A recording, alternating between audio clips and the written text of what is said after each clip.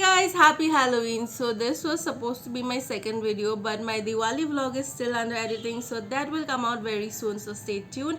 And for today's video, I have decided to make a very spooky kind of cake, so I will add the picture that I made as a reference, and that's the base idea. And now without wasting any more time, let's get into the video. Welcome to day 1 of making the Halloween cake. So I have already baked my sponge and I have got my ingredients ready for the frosting. This is for the whipped ganache that I am going to color black, and this is for the bottom tier that I am going to color red because I want the whole inside to be red. And now let's whip them up and you will see the process as we go. I added a few drops of vanilla extract and then whipped it up. And then I added a few drops of red food color, whip it up again, scraping the bowl as we go. But I added a little too much food color so it wasn't forming stiff peaks, so I popped it in the fridge and then whip it again before frosting the cake.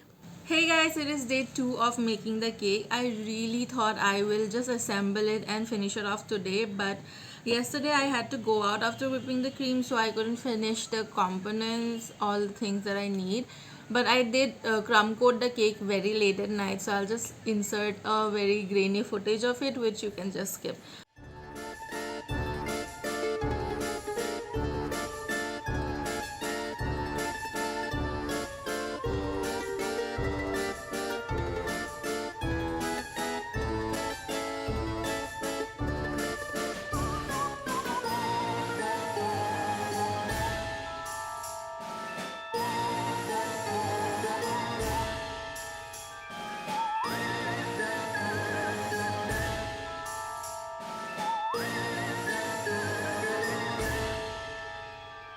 This particular cake was a pain.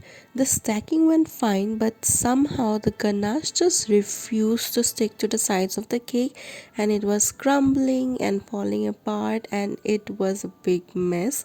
But then I inserted this cake rings and then flattened the top with more ganache, and it kind of helped, and then I frosted the cake.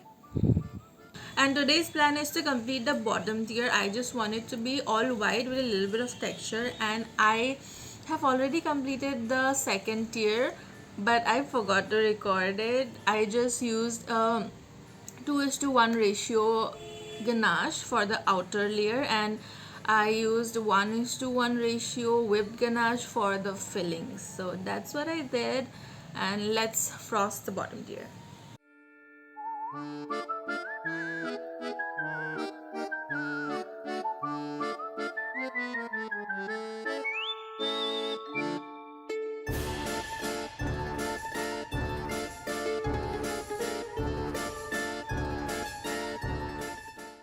Another late night prep because I almost forgot that I have to make the edible glass as well.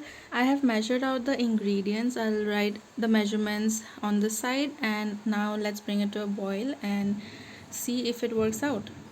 At this point, I just winged the consistency and then poured it into a buttered plate, and it kind of got stuck, but it did work out.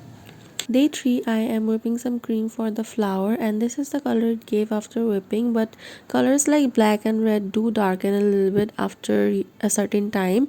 And here I am stacking the cake, and I did a very thin layer of white frosting, so the reds inside was kind of leaking and peeking through, but I was not mad about it. I kind of liked it. After resting the cream for a while, I kind of tried to make a peony, but it was looking more like a rose. And I also used a spoon because I did not have a flower nail. And at this point, I witnessed another mess. So I tried placing this, but the cream I placed for support was kind of melting, and the flower was a little too big. So it was drooping down and was not staying in place, but thankfully, it did not fall. And then the candles, I somehow made them, but then no comments. तो रुको जरा सबर करो.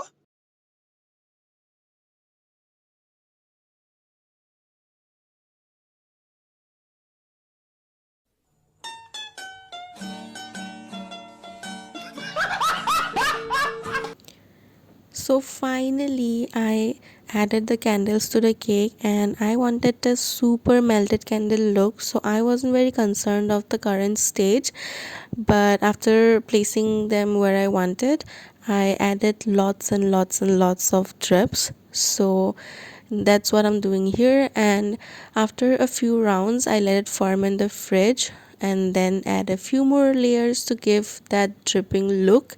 And yeah, that's what I did, and the result turned out to be really good. And for the final touches, I added red food color to melted white chocolate to the pig blood and then added it to the glass pieces, and it really elevated the look of the cake. And now that everything is done, it is time for the final reveal.